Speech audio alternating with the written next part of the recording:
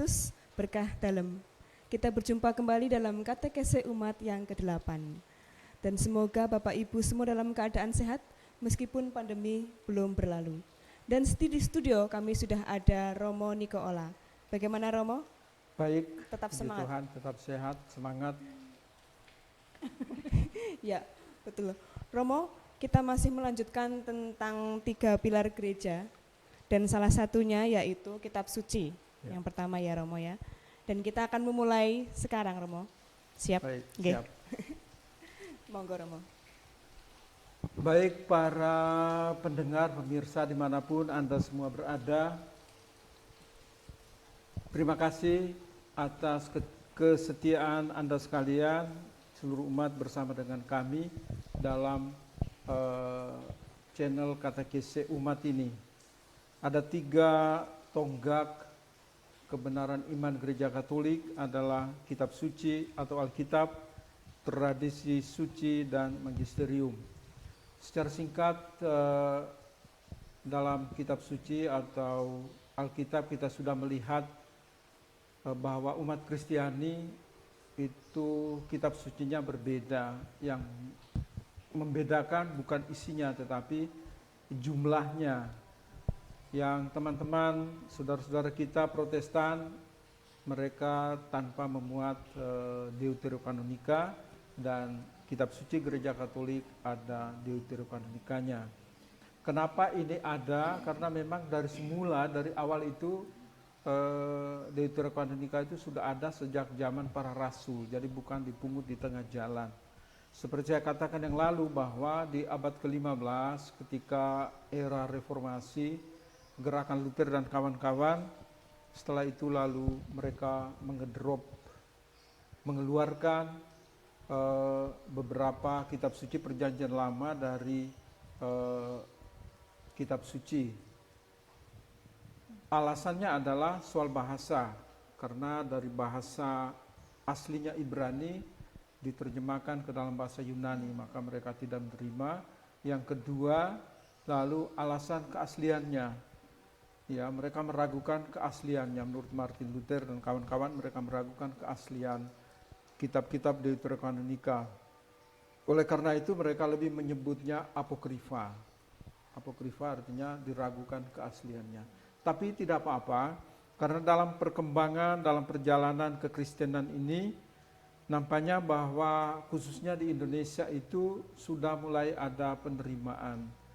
Percetakan yang dibuat oleh teman-teman kita dari Lembaga Alkitab Indonesia sudah juga memuat Deuterokanonika, artinya kerjasama antara Kristen, Protestan, dan Katolik sudah mulai terbuka, berjalan baik, sehingga mereka sudah mulai memasukkan kitab-kitab Deuterokanonika dalam perjanjian lama itu.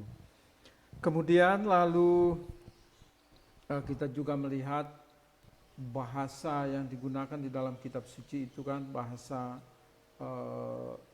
Ibrani, Aram atau Aramik, dan Yunani. Nah, orang-orang Yahudi itu memegang 2 kitab suci dengan 2 bahasa. Yang satu berbahasa Ibrani khusus untuk orang-orang di Yerusalem, di Tanah Suci, Yerusalem, Palestina tentu saja. Dan satu berbahasa Yunani itu untuk orang Yahudi diaspora, mereka yang ada di luar Yerusalem karena situasi pembuangan. Kenapa itu ada bahasa Yunaninya? Karena tergerak hati oleh banyak keturunan Yahudi yang tidak lagi berbahasa Ibrani, sehingga atas izin imam besar di Yerusalem, 70 orang itu punya niat baik untuk menerjemahkan kitab suci berbahasa Ibrani ke bahasa Yunani, yang di kemudian hari dikenal dengan nama Septuaginta.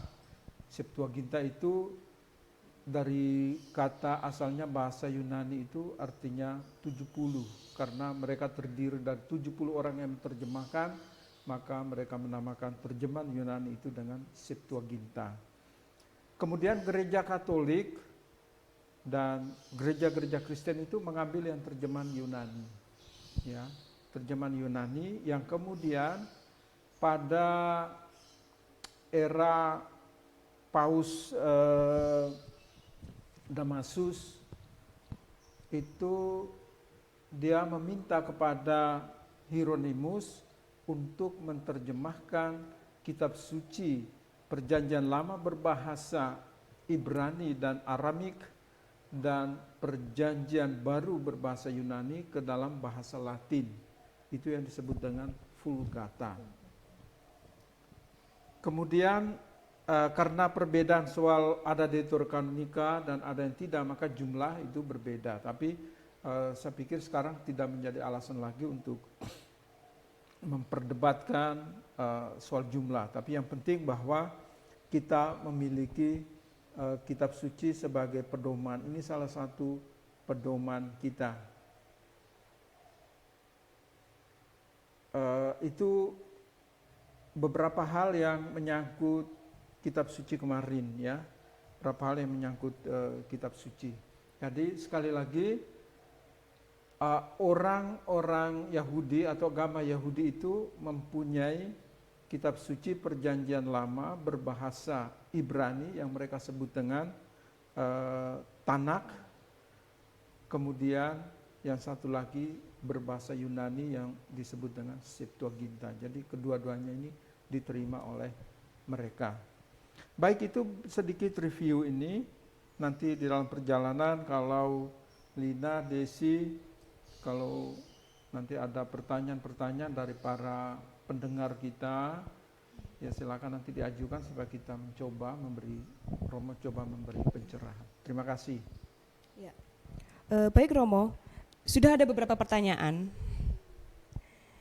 dari beberapa umat. Yang pertama Romo, siapakah yang menyusun kitab suci itu Romo? Ya, baik. Sampai dengan abad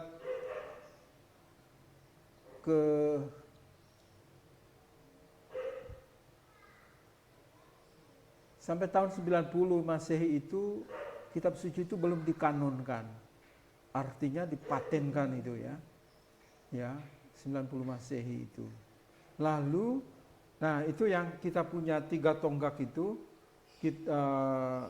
kebenaran iman gereja Katolik adalah kitab suci, tradisi suci, kemudian lalu magisterium. Nah, siapa yang menyusun ini? Ya, yang melakukan ini adalah para bapak gereja, ya. Para bapak gereja, mereka yang menyusun ini, ya, kitab suci ini, yang kemudian hari juga dipakai oleh teman-teman kita Protestan. Jadi bapak-bapak gereja kita baik Ortodoks maupun Katolik, mereka inilah yang penyusun kitab suci. Jadi mereka mulai dari awal itu kitab suci bukan ada babnya, bukan ada ayatnya. Jadi sebuah pekerjaan besar, jadi harus disusun babnya, kemudian ada ayatnya, dipisahkan ya sesuai dengan situasi dan kondisinya. Ya, jadi yang menyusun itu para bapak gereja baik Ortodoks maupun Katolik, ya. Katolik seperti itu. Waktunya itu lama berarti Romo? Waktunya lama, memakan waktu yang tidak. Kenapa? Karena sekarang kan dengan laptop kita bisa dengan mudah. Kalau orang zaman dulu kan tulis. Maka ketika Hieronymus menerjemahkan kitab suci baik Perjanjian Lama maupun Perjanjian Baru dari bahasa Ibrani dan Yunani ke bahasa Latin, butuh waktu berapa lama? 20 tahun. 20 tahun. Kenapa? Karena harus menulis. Harus menulis. Ya kan?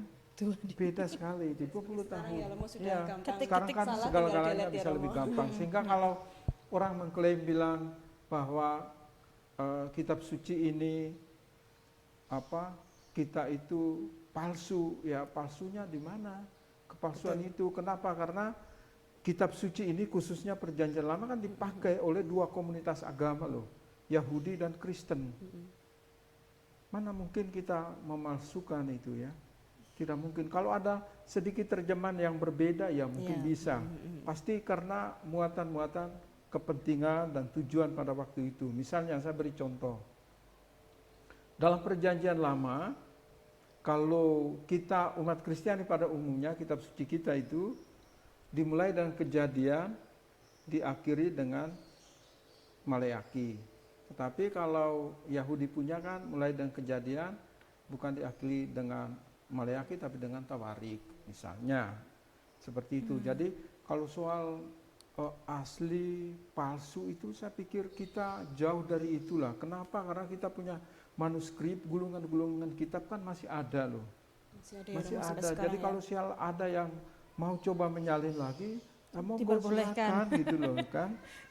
Itu biasanya orang luar gitu, orang Kristen itu kitab sucinya itu palsu. Nah kita kan bertanya, tunjukkan kepada kami yang asli itu untuk menunjukkan bahwa ini palsu, yang asli ini kan gitu. Tapi enggak, ngapain kita ribut urus yang orang iseng dan sebagainya. Nggak ada manfaatnya sedikit. Yang penting bahwa kita punya kitab suci ini warisan para bapak gereja kita. Betul. Dan kita hidupi sudah ribuan tahun. Kalau muncul satu orang yang mengatakan ini, wah udah nggak usah didengar lah itu, ya. Kalau misalnya soal terjemahan satu dua kata itu barangkali terjemahan dengan maksud yang berbeda, ya bisa aja. Maka saya hanya mau mengatakan bahwa kitab suci Perjanjian Lama dimiliki, dipunyai oleh dua komunitas, ya. Sama kitab sucinya, kendati pun kesimpulan akhir itu berbeda. Kenapa kesimpulan akhir berbeda? Karena agama Yahudi itu belum mengakui kedatangan Mesias. Mesias itu belum datang. Sementara kita umat Kristiani pada umumnya kita pegang Perjanjian Lama yang sama, tapi janji-janji itu sudah dipenuhi, sudah digenapi oleh Yesus Kristus. Jadi Mesias itu sudah datang. Kesimpulan akhir memang berbeda. Kitabnya sama. Kesimpulan akhir berbeda. Enggak apa-apa itu. Karena kita percaya bahwa Yesus itu Mesias. Dia sudah datang. Bahwa orang Yahudi menolak, itu kan hak mereka untuk menolak, dan kita punya hak untuk mengimani Yesus. Saya pikir seperti itu. Terima kasih. Romo, mengapa di kitab suci itu ada perjanjian lama dan perjanjian baru? Oh ya, terima kasih. Ya, hampir saya singgung tadi juga ya. Perjanjian lama itu kan janji Allah, ya kan? Janji Allah misalnya kepada Abraham, Allah juga janji kan? Pergi dari Ur Kasdim di Irak Selatan itu, pergi ke tanah terjanji yang aku janjikan kepadamu. Tidak hanya tanah tetapi juga keturunan, meskipun sudah tua dan sebagainya, tapi Allah menjanjikan itu. Begitu juga dari satu nabi ke nabi yang lain. Di pembuangan, orang-orang Israel dibawa ke pembuangan juga, di sana tampillah Yesaya, Yeremia, mereka memberi janji, nanti akan datang Sang Juru Selamat yang akan membebaskan kamu dari macam-macam hal ini. Nah, kemudian ada yang namanya perjanjian baru. Kenapa ada perjanjian baru? Karena tentu saja yang lama itu sudah berlalu dan sekarang muncul, kita bilang orang Kristen pada umumnya, Katolik pada khususnya, itu kita percaya bahwa perjanjian lama itu sudah digenapi di dalam diri Yesus Kristus. Nah, Yesus Kristus inilah seringkali digambarkan dengan Adam baru, perjanjian yang baru. Bunda Maria juga disebut Hawa yang baru. Hawa yang lama membawa dosa, Hawa yang baru membawa keselamatan. Jadi perjanjian baru itu karena Yesus hadir untuk memberikan juga hukum yang baru, ya, kepada kita semua. Seperti itu. Baik. Kalau berarti kesimpulannya kitab suci perjanjian baru ini mulai kapan, Romo? Kalau kitab suci perjanjian kitab suci perjanjian baru, kata itu mulai dipakai, ya, pada abad kedua oleh Justinus Martir. Dialah yang pertama menggunakan kata perjanjian baru pada abad kedua, ya, Justinus Martir. Dialah yang pertama kali menggunakan kata perjanjian baru. Untuk apa? Untuk merekam memori dia terhadap Yesus Kristus, kemudian para rasul dan sebagainya, ya. Jadi dia menyebutnya, oh ini baru, yang lama sudah lain. Maka nanti unsur lama dan baru itu sering muncul di dalam kitab suci untuk menggambarkan ini, bahwa keselamatan itu sudah digenapi di dalam diri Yesus Kristus. Hukum lama juga, kalau kita melihat, ini omong soal lama dan baru ini ya, hukum yang lama misalnya hukum Taurat itu kan punya sekitar ratusan itu ya, hukum buat rumah juga harus ada ininya, buat ini harus ada ininya, segala sesuatu masuk rumah juga seperti corona sekarang ini harus cuci tangan, cuci kaki. Nah ini corona itu punya orang Yahudi ini, maka mengajar kita untuk cuci tangan dan sebagainya. Jangan banyak omong kalau Yahudi, ya toh. Gitu. Jangan teriak-teriak. Maka ada perempuan yang mengikuti Yesus teriak-teriak itu suruh diam kan, gitu. Nah, sebetulnya apa yang dimaksudkan dengan yang lama itu, hukum-hukum yang lama ini, kemudian Yesus memberikan hukum yang ringan sekali bagi para pengikutnya. Hukum apa? Hukum kasih, ya kan? Kalau perjanjian lama, hukum perjanjian lama kan jangan mencuri, jangan membunuh, jangan ini, jangan itu, jangannya banyak sekali.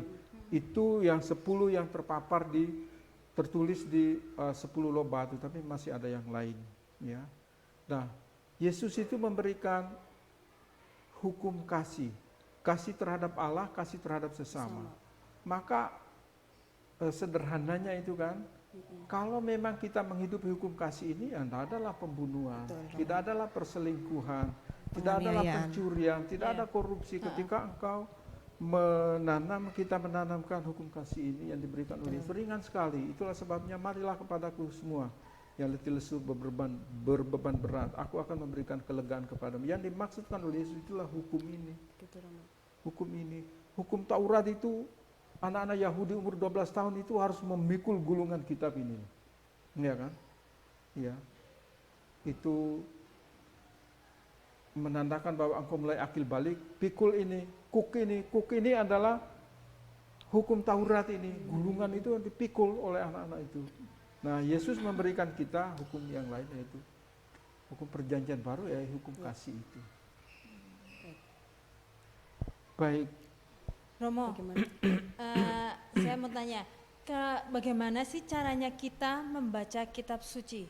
Apakah harus dari perjanjian lama awal sampai beruntun terus sampai akhir, atau pakai kalender liturgi, atau bagaimana, Romo?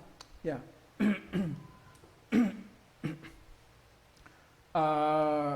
pertanyaan bagaimana membaca, cara tentu saja ya, bagaimana cara membaca kitab suci yang baik. Memang ada macam-macam pedoman untuk membaca kitab suci. Yang pertama-tama, niat dulu. Niat. Niat adalah awal dari segalanya, Romo. Ya kan, harus niati dulu. Harus niati dulu. Oke lah, soal urutan menurut saya sih Tentang tata cara itu nanti, boleh Romo. saja, relatif lah kan, relatif. Nah, itu. Tapi menurut saya niat dulu. Kenapa? Karena manusia zaman sekarang punya kesibukan lah, Romo saya itu sibuk, nggak ada waktu, nggak ada kesempatan. Saya masih ini, saya kapan diniati itu kan? Nah, ada pada bulan September kemarin ada umat yang bertanya, Romo, tolong kasih saya nas kitab suci untuk saya baca menghadapi memasuki bulan kitab suci nasional ini. Saya suruh silakan baca Injil Yohanes. Dan dia baca sampai selesai. Dari awal. Ya kan, pada mulanya adalah firman. Firman itu bersama-sama Allah dan firman itu adalah terus sampai akhir. Nah, masuk bulan Maria ini, orang yang sama juga bilang, Romo tolong kasih saya nas lagi, kemarin bagus sekali, supaya saya bisa membaca berziarah bersama Bunda Maria. Saya suruh baca Injil Lukas, ya kan, bacalah Injil Lukas, ini perjalanan ini. Jadi asal diniati, pertama-tama itu, bahwa kalau ada syarat mau baca kitab suci, harus berdoa dulu, dan oke lah itu sih, ini. Tapi kalau nggak punya niat, doa jungkir balik sekalipun, pasti nggak bisa, ya kan? Ini jangan-jangan yang Romo maksud sedang melihat acara ini. Jadi untuk kita juga. semua kan, misalnya saya sebagai Romo ya saya punya kebiasaan juga. Tapi saya pikir tidak hanya karena Romo ya atau biarawati, tetapi saya setelah misa pagi, saya sebelum ke ruang makan, 30 menit waktu saya itu saya gunakan untuk membaca kitab suci. Ya kan, bisa juga bacaan minggu depan, bisa juga sesuatu yang lain, saya baca saja, saya tidak usah berusaha untuk menafsirkan, apalagi menafsirkan, enggak usah lah. Kita baca saja, karena ada banyak hal yang tidak perlu ditafsirkan, tapi sudah sungguh sangat gamblang di dalam kitab suci itu. Seperti dikatakan lalu, perjanjian lama kok angel daripada susah daripada perjanjian baru, karena memang jarak kita kan ribuan tahun itu bisa dimaklumi. Kedua, nama dan itu kan semua sangat asing ya, sangat asing di telinga kita. Kalau membaca Injil Matius tentang silsilah Yesus Kristus itu, aduh ada nama yang angel-angel. Sama aja kalau misalnya orang Ibrani, orang Yahudi mendengar nama-nama kita, ada Lina, ada Desi, ada Ola, ada siapa lagi, nama apa ini kan, sama aja itu. Tetapi inilah dinamika bahwa mereka itu kan peletak dasar toh, jadi mau tidak mau, suka tidak suka kita harus mengikuti itu. Nah, berarti awalnya niat dulu, selanjutnya terserah Anda. Ya, menurut Begitu saya ya, Romo, ya? niat baik dulu, lalu buka, kalau mau membaca kitab suci selalu buka dengan doa, misalnya dengan tanda salib, mohon supaya Yesus mengutus Roh Kudus untuk menerangi hati dan budi kita untuk bisa membaca kitab suci dengan baik. Enggak usahlah menafsirkan. Iya. Nah, itu Romo, kadang kita yang harus menafsirkannya. Enggak usah pikir sampai, aduh itu juga menjadi alasan. Romo saya baca, saya kan tidak mengerti. Tidak mengerti, sering kali saya takut salah. Oh kamu itu disuruh baca, enggak usah nafsir macam-macam itu. Itu ya tanya kan? Romo saja nanti ya, tanya ahli. Ya kan. Itulah sebabnya kita gereja Katolik itu kan enggak sembarang. Pengajaran kita kan ini dirumuskan di dalam katekismus ini, supaya segala sesuatu misalnya pengkhotbah atau apapun, dia harus pedomannya ini, dasarnya ini, nanti baru dia boleh meramu di dalam berbagai macam cerita di dalam khotbahnya, tapi intinya nggak boleh pergi dari sini, ya kan? Kalau tidak kan malah menyesatkan itu, nah, itu yang dikhawatirkan, iya kan? Seperti itu. Jadi menurut saya niat dulu, niati, saya mau baca Injil Lukas, saya mau baca ini, saya mau baca surat Paulus, saya mau baca, silakan. Karena banyak kekayaan di situ. Apalagi sekarang sudah banyak aplikasi ya Romo ya. Betul. Kita tinggal ngetik saja renungan harian hari ini. Benar. Itu sudah keluar semua. Saya kadang-kadang di kereta api atau di sekarang kan tidak perlu bawa berat-berat buku-buku doa kan. Bisa dari Android kita kan, kita bisa membuka aplikasi itu. Kadang-kadang misalnya saya doa siang, ibadat siangnya saya doakan, saya niati, atau saya mau baca kitab suci, udah kan tinggal buka baca, daripada game-game itu kan banyak juga, tapi kan bisa. Saya kira sekarang kita lebih dimanjakan dengan aplikasi, aplikasi. Jadi lebih mudah. Seharusnya lebih lebih baik dari lagi. itu. Dan lebih giat harusnya Romo ya. Betul. Harusnya lebih semangat, lebih giat. Ya, ada lagi yang mau ditanyakan?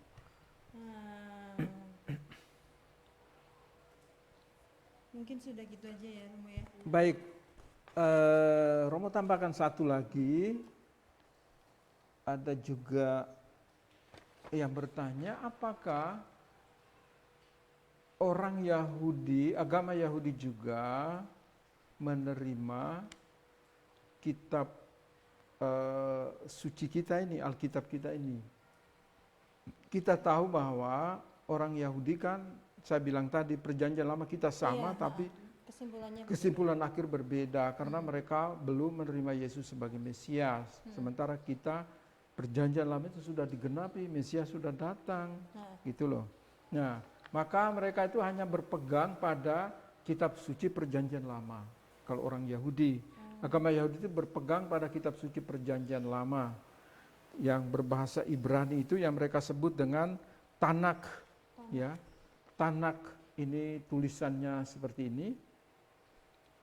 Tanak ini singkatan, ya kan? Ini singkatan dari 3 kitab, ya, yaitu Taurat atau Torah atau Pentateuch itu 5 kitab pertama. Ya, kalau mau hafal 5 kitab pertama yang disebut dengan Taurah atau Torah atau Taurat, Pentateuch itu hafal aja kakak ibu. Kejadian, Keluaran, Imamat, Bilangan, Ulangan. Itu kan kakak ibu itu kan. Kakak ibu. Keluaran, Kejadian, Keluaran, Imamat, Bilangan dan Ulangan. Itu yang ini. Kemudian itu adalah dari kata nafim. Ini para nabi. Jadi tulisan para nabi, ramalan, nubuatan para nabi. Kemudian yang KH di belakang itu dari Tanakh, KH di belakang itu dari Ketubim. Ketubim itu surat-surat suci. Jadi orang Yahudi, bangsa Yahudi itu hanya pegang ini. Tanakh mereka itu terdiri dari 3 kelompok kitab ini. Ya, jadi Tanakh itu singkatan dari 3 kelompok kitab ini. Ya, Taurat atau Torah atau Pentateuch, kemudian Nafim atau tulisan ramalan para nabi, kemudian Ketubim itu tulisan suci. Itu yang dipakai. Mereka tidak menerima perjanjian baru, mereka tidak percaya Mesias kok ya. Jadi mereka hanya punya perjanjian lama, baik yang berbahasa Ibrani maupun berbahasa Yunani. Itu 2 itu yang mereka terima.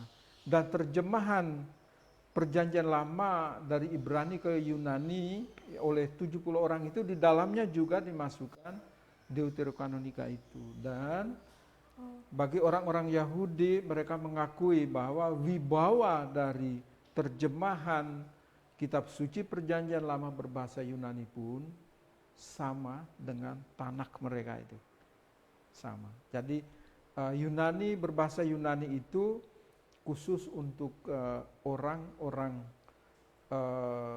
Yahudi diaspora, artinya mereka yang ada di pembuangan, yang keturunan mereka tidak lagi berbahasa Ibrani.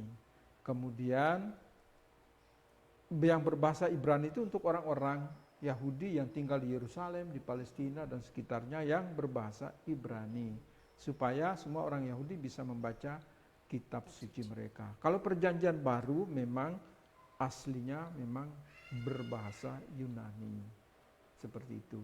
Kemudian Hieronymus itu diminta oleh Paus Damasus untuk menerjemahkan kitab suci baik perjanjian lama maupun perjanjian baru, baik dalam bahasa Ibrani, Yunani maupun Aramik,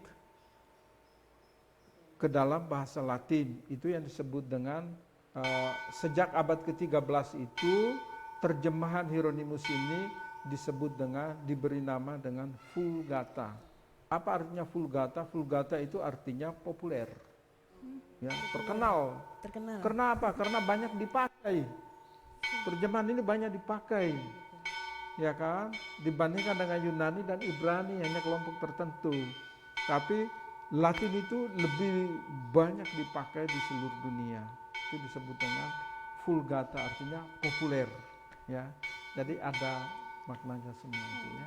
Kalau Vulgata itu Septuaginta itu 70. Kenapa? Karena diterjemahkan oleh 70 orang. Vulgata itu populer dalam kitab suci loh. Ya. Bukan Vulgata populer artis ya. Wah, dia sudah Vulgata. Sudah populer. Iya. Lebih terkenal, lebih banyak dipakai lah kan gitu. Ya. Nah, seperti itu. Bagaimana? Sudah? Cukup. Ya. Baik, Bapak Ibu, para pemirsa kami yang tercinta, terima kasih atas kesetiaan Anda bersama-sama dengan kami. Marilah kita percaya bahwa Tuhan Yesus selalu memberkati, Bunda Maria selalu melindungi. Kita akhiri dengan membuat tanda kemenangan Kristus. Dalam nama Bapa dan Putra dan Roh Kudus. Amin. Demikian Bapak Ibu, saudara-saudara terkasih, semoga apa yang Romo sampaikan tadi bisa diterima dengan baik. Semoga semakin menguatkan, semakin semangat dalam membaca kitab suci. Kita akan berjumpa lagi di episode berikutnya. yang akan membahas mengenai tradisi suci. Silakan bagi Bapak Ibu yang ingin menanyakan mengenai tradisi suci bisa memberikan komennya. Kami juga sangat mengapresiasi untuk Bapak Ibu yang sudah ikut mau memberikan pertanyaan karena itu sangat berguna bagi kami, saling melengkapi, saling menambah wawasan ya. Jadi sekali lagi kami mengucapkan terima kasih. Kami tunggu pertanyaan-pertanyaan selanjutnya. Sehat selalu, berkah dalam. Jangan lupa like, komen, dan subscribe-nya.